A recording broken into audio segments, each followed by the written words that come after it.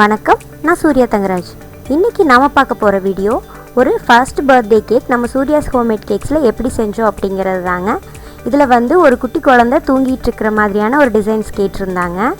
Customer எங்களுக்கு கேட்ட design இதுதான். அவங்க கேட்ட கேக்ல பிங்க் கலர் இருந்துச்சு. அவங்க ப்ளூ கலர் பண்ணி தர சொல்லி கேட்டாங்க. அப்புறம் அந்த மேலே ஒரு பேபி ஸ்லீப்பிங்ல இருக்கிற மாதிரியான ஒரு டால் அதுவும் வேணும்னு சொன்னாங்க. நாங்கள் சேம் டு சேம் அதே மாதிரியே ட்ரை பண்ணி கொடுத்துருக்குறோம். அவங்க கேட்டிருந்த ஃப்ளேவர் வெனிலா கேக். வெனிலா கேக்கான ஸ்பாஞ்ச் ஃபர்ஸ்ட் ரெடி பண்ணிட்டோம். இந்த கேக் எப்படி செய்கிறதுங்கிற வீடியோவை நான் முன்னாடியே அப்லோட் பண்ணியிருக்கிறேன்.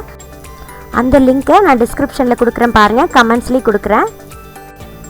அப்புறம் இது 2 kg வெயிட் உள்ள கேக், அதனால் 2 ஸ்பாஞ்ச் பண்ணி வச்சுட்டு இது நான் 2 லேயராக கட் பண்ணிக்கலாம் அப்படின்னு ஐடியா பண்ணேன். இப்போ 4 லேயர் கேக் நம்மளுக்கு கிடைக்கும். ஒரு ஸ்பாஞ்சையும் நான் 2 லேயர்ஸாக கட் பண்ணி வச்சுக்கிறேன்.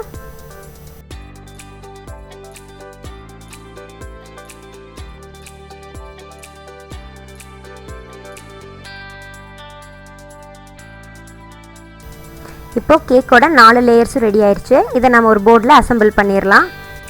ஒரு கேக் போர்டில் கொஞ்சமாக க்ரீம் தடவிட்டு இது மேலே நான் ஸ்பாஞ்ச் வச்சுக்கிறேன்.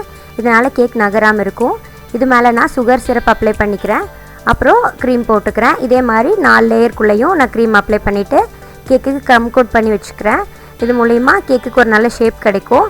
அவங்க கேட்டிருந்தது ப்ளூ கலர் கேக், அதனால நான் ஃபஸ்ட்டு நார்மலான ஐசிங் மட்டும் பண்ணி க்ரம் கோட் மட்டும் ஒயிட் க்ரீமில் பண்ணி வச்சுக்க போகிறேன். அதுக்கப்புறமா ப்ளூ க்ரீம் வச்சு நம்ம மறுபடியும் நீட்டான ஐசிங் முடிக்க போகிறோம்.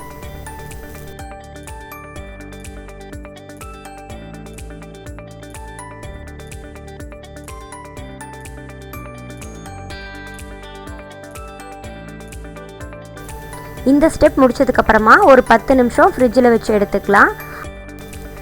அந்த டைமில் அந்த ஸ்லீப்பிங் பேபி நம்ம செஞ்சுக்கலாம். இந்த மாதிரியான மோல்டு கிடைக்கிது. இதில் நான் ஃபுல்லாக ஆயில் அப்ளை பண்ணிவிட்டு ஸ்கின் கலர் ஃபாண்டன்ட் கொஞ்சம் எடுத்து இதுக்குள்ளே ஃபுல்லாக நான் திணிச்சு வைக்கிற மாதிரி வைக்கிறேன். நல்லா டம்ப் பண்ணணும், இல்லைன்னா அந்த ஃபேஸோட டீட்டெயிலிங்ஸ் எல்லாம் தெரியாது. இந்த மோல்டு நான் அமேசானில் வாங்கினேன்.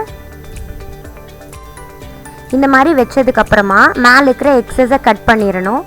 கட் பண்ணிவிட்டு அப்புறம் ஃப்ரிட்ஜில் ஒரு 10 நிமிஷம் வச்சு எடுக்கணும். வச்சு எடுக்கும்போது உங்களுக்கு வெளியே அந்த டாலை வெளியே எடுக்கும்போது உங்களுக்கு நீட்டாக வரும். எடுக்கிறதுக்கும் ஈஸியாக இருக்கும். அந்த ஷேப்பும் மாறாது.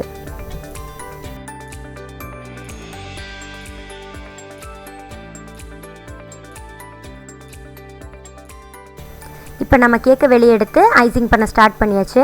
அவங்க கேட்ட மாதிரி ப்ளூ கலரில் பண்ணிகிட்ருக்கிறேன்.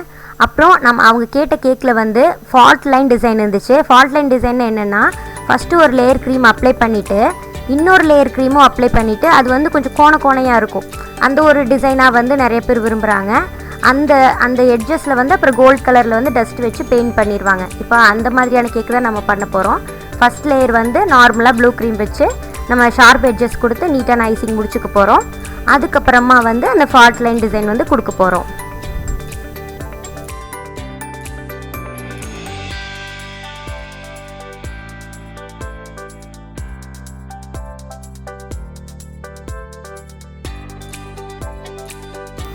இப்போ ஃபஸ்ட் லேயர் ஐசிங் முடிச்சதுக்கப்புறமா செகண்ட் லேயர் ஃபால்ட் லைனுக்காக இன்னி கொஞ்சம் மறுபடியும் ப்ளூ கலரில் இன்னி கொஞ்சமாக டார்க் பண்ணிவிட்டு அதை இன்னொரு லேயராக கொடுத்துட்ருக்குறேன். இதை தான் நாம் ஃபால்ட் லைனாக மாற்ற போகிறோம்.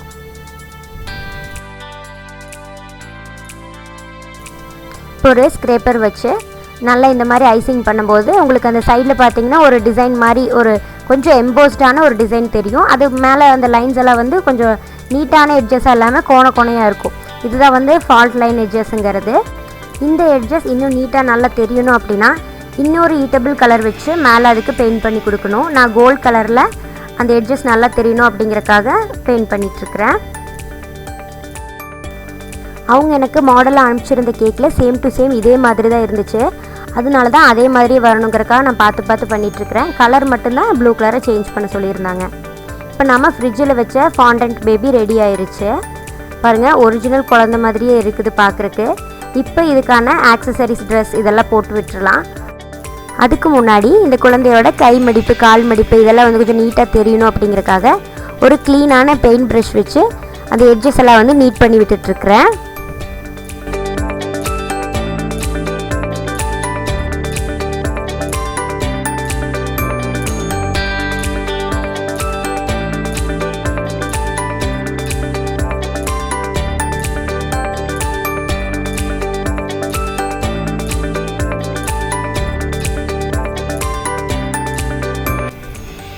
இப்போ இந்த பேபி டாலை இன்னும் அழகாக ஒரிஜினலாக மாற்றுறதுக்காக அதுக்கு ட்ரெஸ்ஸு, ஆக்சசரிஸ், அப்புறம் வந்து ஹேர் இதெல்லாமே வந்து இப்போ நம்ம பண்ணிடலாம்.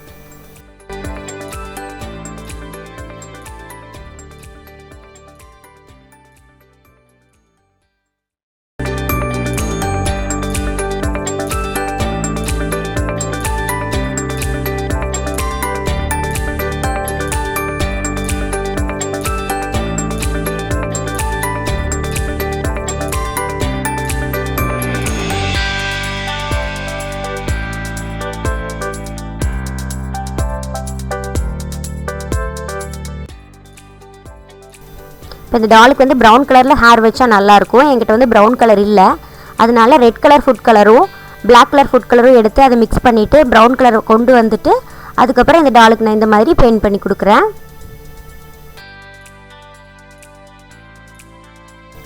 இப்போ இந்த டால் பார்க்குறதுக்கு ஓரளவுக்கு ஒரிஜினல் குழந்தை மாதிரி இருக்குது.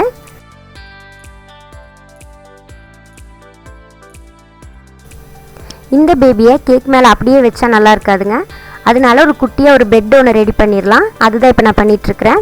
ப்ளூ கலர்லேயே வந்து ஃபாண்டன்ட் எடுத்து அதை நான் வந்து இப்படி பெட் ஷேப்பில் பண்ணிகிட்ருக்கிறேன். இது கொஞ்சம் ஒரிஜினல் எஃபெக்டாக வர மாதிரி இருக்கணும் அப்படிங்கிறக்காக இந்த மாதிரி ஷேப்ஸ் எல்லாம் நான் கொடுத்துட்ருக்குறேன்.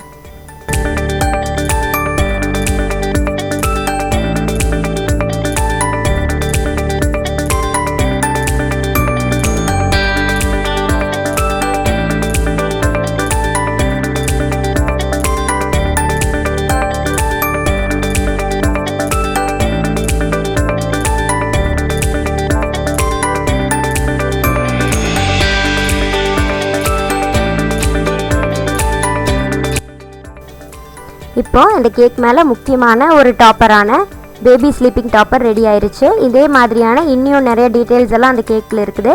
அதெல்லாம் நாம் இப்போ ஒன்று ஒன்றா செஞ்சிடலாம்.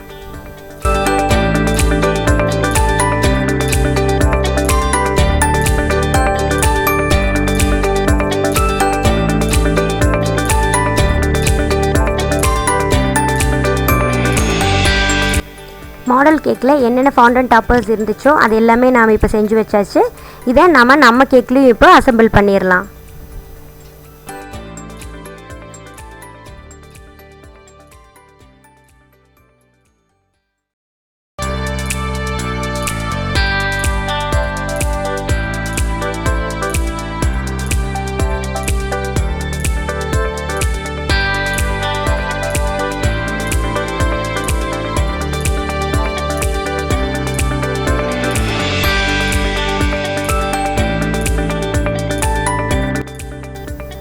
இப்போ கேக் ரெடி ஆயிடுச்சுங்க. இப்போ நம்ம கேக்கை நம்ம வெயிட் பார்த்துடலாம். கேக்கோட வெயிட் வந்து 2 கிலோ 188 கிராம் இருக்குது. இதுதான் நம்ம கேக்கோட ஃபைனல் லுக். இந்த வீடியோ உங்களுக்கெல்லாம் பிடிச்சிருக்குன்னு நம்புகிறேன். சீக்கிரமாகவே உங்களை நான் அடுத்த வீடியோவில் சந்திக்கிறேன். நன்றி, வணக்கம்.